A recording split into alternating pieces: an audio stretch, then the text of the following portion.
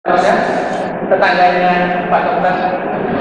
Pertanyaan saya adalah gejala penyakit jantung yang tidak terdeteksi. Karena kan tadi biasanya kan apa itu koroner, kemudian penyumbatan, stres itu akan memacu jantungnya jadi kurang oksigen. Tapi gejala untuk mendeteksi dari diri kita itu apa? Karena kadang-kadang saya juga loh, ternyata ada yang meninggal karena GERD. Jadi GERD itu ternyata bukan gejala mah, tapi ternyata itu bisa juga karena jantung. Itu jadi rancu. Kemudian jantungnya sudah EKG, sudah apa tuh USG, semuanya baik. Ternyata ada penyakit jantung yang tidak terdeteksi. Nah, itu dengan cara apa supaya kita lebih awal bisa tahu bahwa kita ada penyumbatan atau ada koroner. Koroner itu kan dari kolesterol jelas, tapi kalau penyumbatan yang kita tidak bisa dideteksi dengan USG dan EKG dan mungkin dengan cara lain bisa enggak? Itu terima kasih. Ya, terima kasih.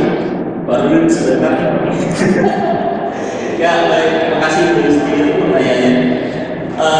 Pertama masalah, jadi gini, jantung itu atau sumbatan jantung itu baru memberi gejala kalau sumbatannya sudah di atas 60%. Ya, jadi itu yang kita bilang bohongan tutup. Kalau sumbatannya 40%, 30%, itu biasanya nggak ada gejala. Ya, jadi masih santai-santai aja. Begitu sumbatannya 60% baru kok ada pegel, ada capek, kok ada dingin, kok emosi capek, kok nanya capek ya. Itu sebenarnya yang kita bilang agak sedikit terlambat ya. Jadi memang agak tricky, sulit gampang. Kita dari medis ya, kita bilangnya kita seperti detektif ya, untuk melihat pasien ini ada jantung atau enggak, kita detektif dengan cara kita mengumpulkan informasi sebenarnya ya. Jadi kalau Bapak Ibu mau tahu saya ada risiko jantung atau enggak, kita lihat dari faktor risiko yang tadi disebutkan. Jadi kita nggak akan kena penyakit jantung kalau kita nggak ada faktor risiko. Tapi kalau kita ada faktor risiko, kita udah tahu kita ada.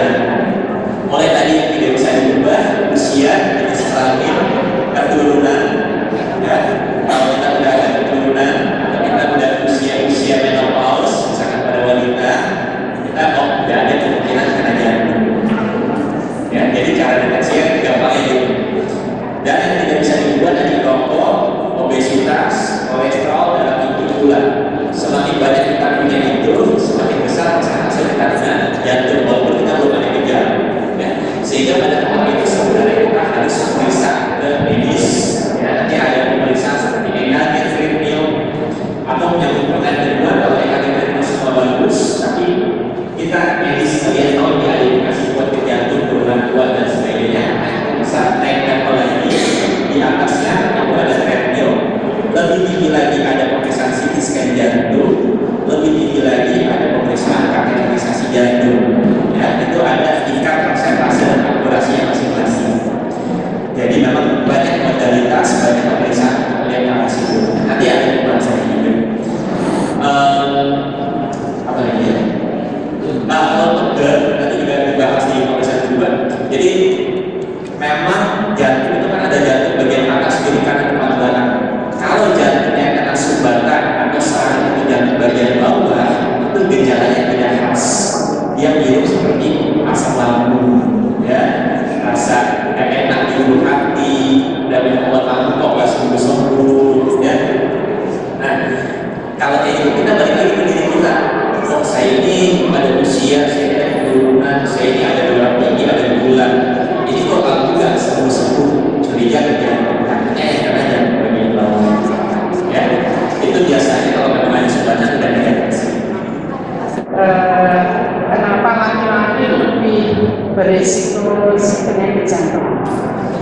Itu yang pertama. Kemudian yang kedua, apakah tanda-tanda di gerakan jantung dekat kadang-kadang kayak lemah begitu itu kan? Apakah tanda-tanda yang jantung koroner itu? Ya. Herbert kan sudah usia. Tapinya saya punya penyakit asma dan asmanya sekarang ya memang jarang kambuh dan suka merasakan sakit di dada kiri atas ini. Saya takut kalau itu karena jantung. Terus kalau jalan tuh ya nggak usah cepat juga suka ngos-ngosan. Iya, udah cukup itu aja. Apa yang ditakutkan apakah itu pengaruh ke jantung? Terima kasih Oma. Pertama, terima kasih Suster Sita pertanyaannya. Jadi kenapa laki-laki? Tadi aku bahas juga sebenarnya laki-laki biar akan secara genetika aja sih. Secara genetika aja sih, secara gennya laki-laki memiliki penyakit jantung. Tetapi jangan salah, setelah umur 60 laki-laki dan perempuan setara. Ya, kenapa? Ya. Yang kedua pertanyaan gejala jantung lemah mungkin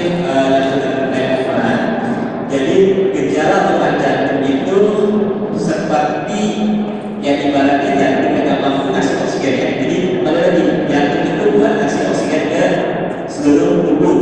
Ketika jantung lemah, maka oksigen di seluruh tubuh akan turun. Jadi gejalanya kita akan mudah capek, ya, jalan aja ngos-ngosan. Naik tangga yang tadi yang buat satu lantai kita harus berhenti dulu 2-3 kali. Yang kedua, saya berpompain aliran darah. Kalau jantungnya lemah, aliran darah tidak bisa beredar dengan baik. Maka kita akan ketemu bengkak-bengkak, kakinya bengkak, perutnya bengkak, ada cairan di paru-paru. Karena mesin pompa kita nggak bagus ya, jadi pada pompa air, pompa kita nggak bagus ya, seperti itulah airnya kedua. Ya. Akhirnya karena ada cairan di paru-paru, tidur mulai ganyotnya. Yang tadinya 1 batang harus 3 batang, 4 batang. Ya, jadi ciri-ciri jantung lemah seperti itu. Mudah capek, ada pembengkakan timbunan di badan. Yang pertanyaan Oma mengenai ada asma, nanti ada sakit dada. Untuk jantung yang diawasi adalah sakit dada yang muncul saat aktivitas.